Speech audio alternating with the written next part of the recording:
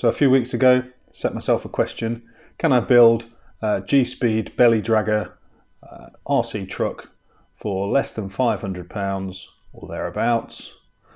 The answer is yes, you can. And maybe no, you can't. Stay tuned to find out why. Hey folks, and welcome back to the channel. So we started this series a few weeks back with the aim of building myself a sort of belly dragger, low centre of gravity crawler for around about the £500 mark. Most of these things that you see kind of on the groups on Facebook and everything are in excess of, they're usually in American dollars, they're well in excess of $1,000. They're sort of super high spec, brushless kit, you know, expensive metal axles, all that kind of stuff. But what I've tried to do here is keep the cost down to an absolute minimum, use what I can out of the builder's kit that I bought, and then add what I think are reasonable and capable components, but don't break the bank. So I've stuck with a brush setup, all of that sort of thing. We'll go through that in a minute. The question was, would it be a capable truck for that kind of money? And I think the answer is yes, actually. It is. You know, it climbs really well, crawls very well. It's low centre of gravity, so it does get hung up a little bit if you sort of do some trail work with it. But, you know, some of the climbs that I've been up with this thing are spectacular. Really pleased with it. I'm having a huge amount of fun driving it. And that's why it's taken me a while to get this video out. I've spent a lot of time out playing with the thing, and you know, it's been amazing. So I've had a lot of fun with it. So it was definitely worth it for me.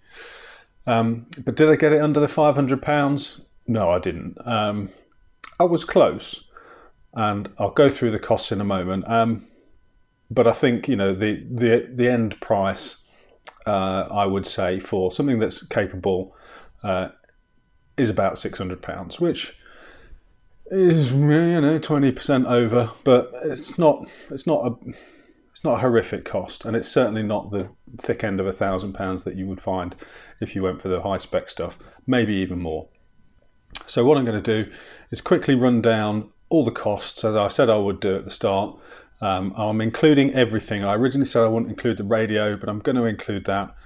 So if you wanted to set this up from scratch to build a low CG crawler like this, you would have all the costs associated with doing that. So let's get into that now. First and foremost, the kind of mechanical bits. The GSpeed chassis that I bought was the G10 rails, the V3. That comes with the skid, with a panhard mount, and I think that's it.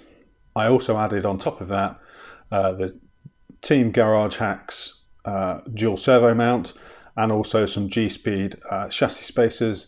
You do need those. I can't quite see why they don't throw those in the kit. I know it's up to personal choice, but you can't kind of get away without a servo mount or the chassis spacers, so they could essentially build a kit with all that in. But anyway, all of that came to, in my case, £128, including delivery from the US. So that wasn't too bad. I didn't get hit with any import charges, so I'm pleased with that because it stayed under the, I think it's £132 limit. So that's really good. So £128 for that. I then added the Element Enduro Builder's Kit.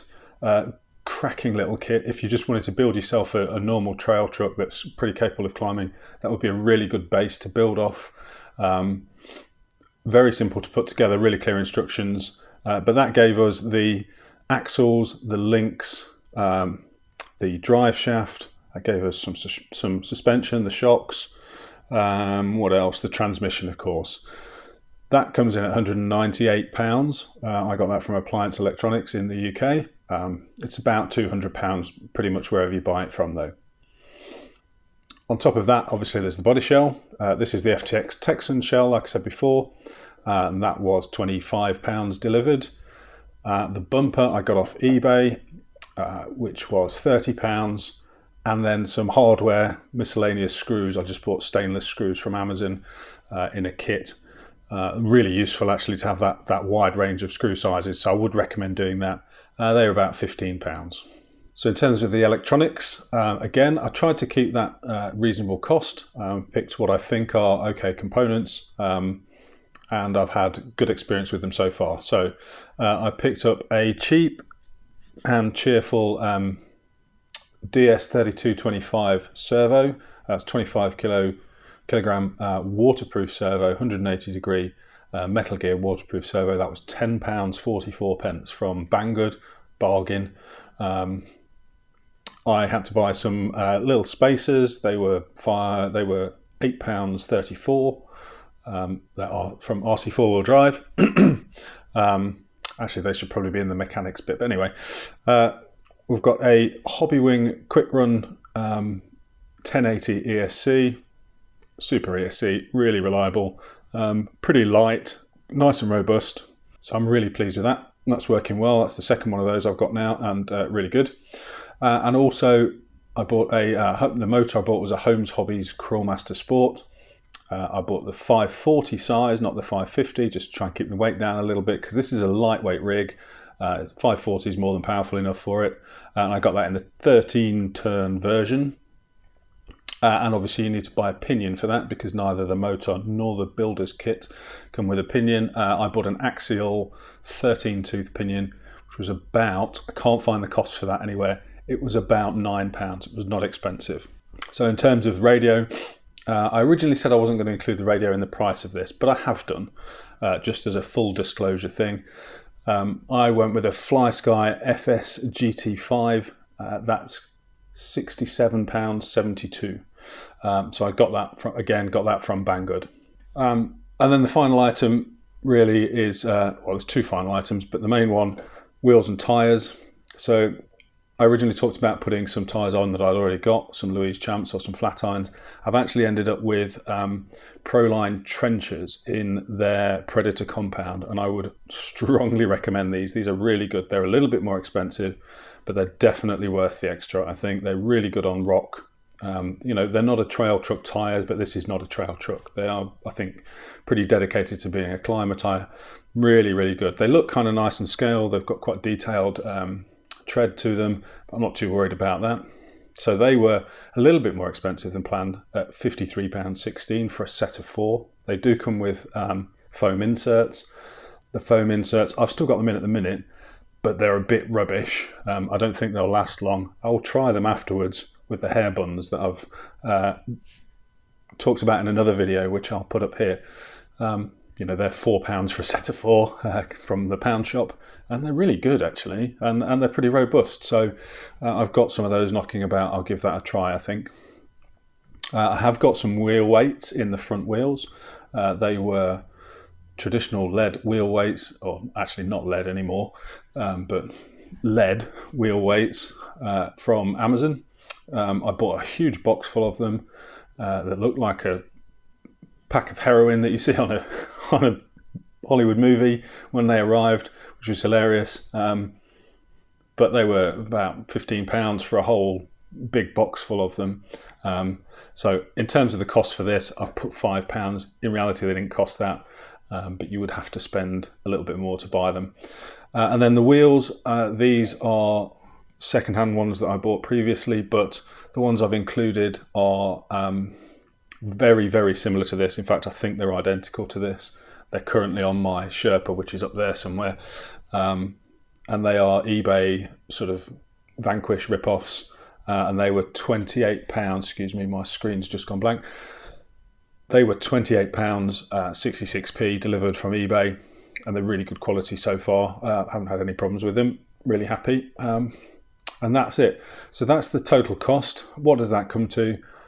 All in, £634. So I went a little bit over on the tyres. I have included the radio, which I wasn't previously. So by the time you take that down, we would have probably been about 540, which is pretty close.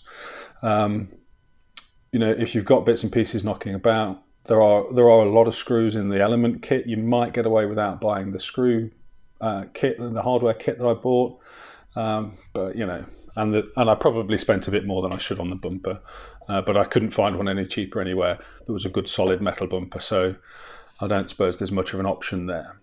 So all in, I think you could build one for £540 plus your radio, and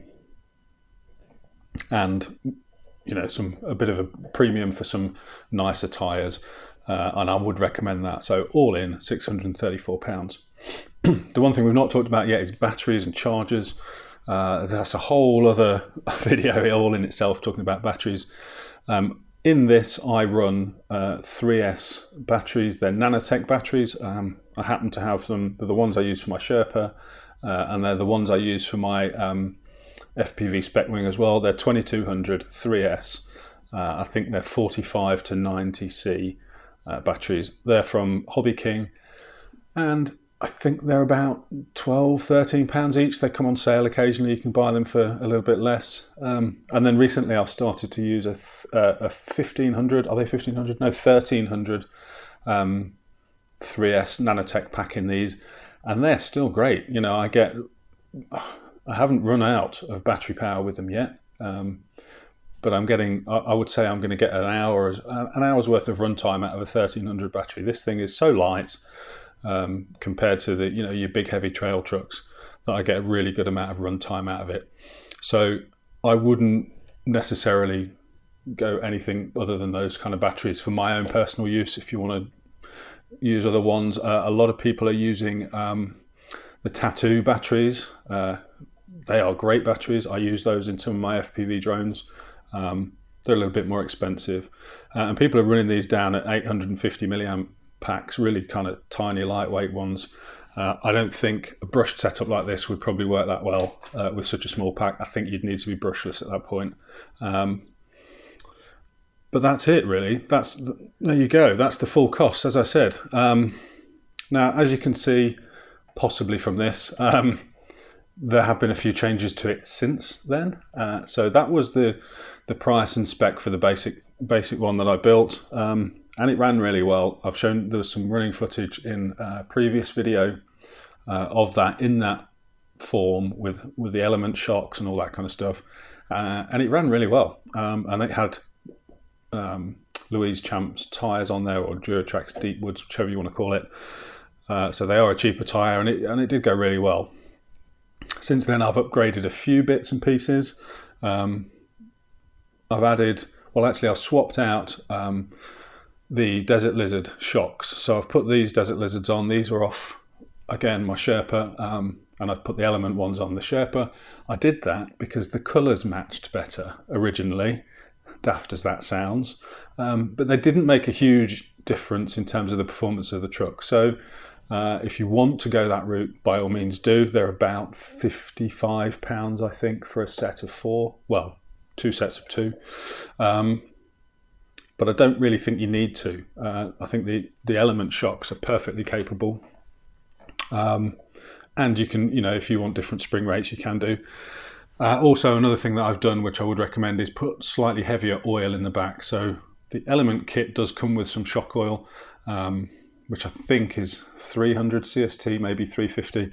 And I put 450 in the back. So that's a bit thicker oil just to slow those up. That helps it in the climb, stops it bogging down a little bit, and also reduces the torque twist in the chassis. When I first put this together, there was a lot of torque twist in it. I've managed to get most of that out with sort of shock tuning and shock placement. Other things that I've added that you perhaps can't quite see here, I've put the SSD brass knuckles on, just to get a bit more weight in the front. The weight distribution for this, before I did that, but with the wheel weights, was very good. It was bang on with my unscientific method of, you know, propping up the back end and weighing the front end and doing a bit of calculation. It was pretty much a 60-40 split. So I've added a bit of extra weight on the front, so it's going to be a little bit more than that now. I would say it's probably kind of 65-35, something like that. So it's great. It's a good balance. I haven't got 4-point scales, so I can't tell you exactly. The brass weights, I think they were about £30, a little bit expensive, but you know, they are pretty good, and they do help. They do make it climb even better. I've got on the way. I've got some of the Element high clearance links. I don't really think you need them, but I'm going to give them a try anyway. And I've got some new bearings on the way, because I don't know if it's coincidental or was due to where I was driving at the time, which were very dusty conditions, but the front axle's developed a real squeak to it, and I've started working my way back through replacing bearings where I can, and I haven't managed to get rid of it yet. I've had the diff apart, and there's no, that's not dry or anything like that. Nothing feels like it's rubbing or squeaking, and it only squeaks under load when the weight's on the truck and it's driving. So it's really hard to try and track that down. So hopefully that will get fixed with some new bearings. And that's it really. Oh, and I've added a kinetic winch, but that's really more for looks than anything, and some little mini sand ladders at the back. So obviously I 3D printed some bits. I did 3D print the bed. That is now on Thingiverse. If you want to find that, that's there. It does work specifically with the GSpeed chassis spacers, so you would need those. And I've 3D printed some little sand ladders. But that's it really. That's the whole truck, all done and dusted. I don't plan to do anything else to it after the high clearance links. Until something breaks, and when something breaks, then yeah, I'll replace it and I'll perhaps upgrade it at the time. But other than that, super pleased with it, really happy. It goes great. I really enjoy driving it. It's been up a few in its new form with these extra few upgrades. It's been up some lines and climbs on my usual test area that I've never managed to get up with anything else before. And they're pretty extreme, and it's very slippery, smooth kind of sandstone. So I will pop a bit of video at the end of this so you can see that. But it's really capable. It would probably get beaten by the $1,000 trucks, almost certainly, in fact, and it would probably do better with a better driver. But it's great fun. I really enjoy it. I'm really pleased I built it. It's been a great kind of rainy lockdown project. That's coming to an end now. The weather's been pretty good so far in the UK for the last month or so, and hopefully that will continue, and hopefully we'll be allowed out properly soon. They have extended the lockdown a little bit. Well, it's not a full lockdown now. The restrictions, shall we say, a little bit. So hopefully those will end soon. I'm going to wrap it up there. I think it's a great truck. I'm really pleased with it. I'll put some links in the description, but they are in the descriptions of all the other videos as well. Hope you've enjoyed the series. If you have, don't forget to give the videos a like, subscribe if you're not already subscribed, and thank you to everyone that is so far. We are getting close to the 500 subscribers mark, which I think is amazing. I never thought we'd get that far, so really pleased with that. So a big thanks to everybody who's subscribed so far. We'll come back soon with another video. I don't quite know what that will be yet. I'm kind of hanging my nose over a couple of new trucks at the minute. Tempted by the Element Gatekeeper kit. Tempted by one or two other things as well though. So let's see what happens. But for the time being, I'm just going to enjoy driving this one, having a lot of fun with it. And we'll see you on the next one.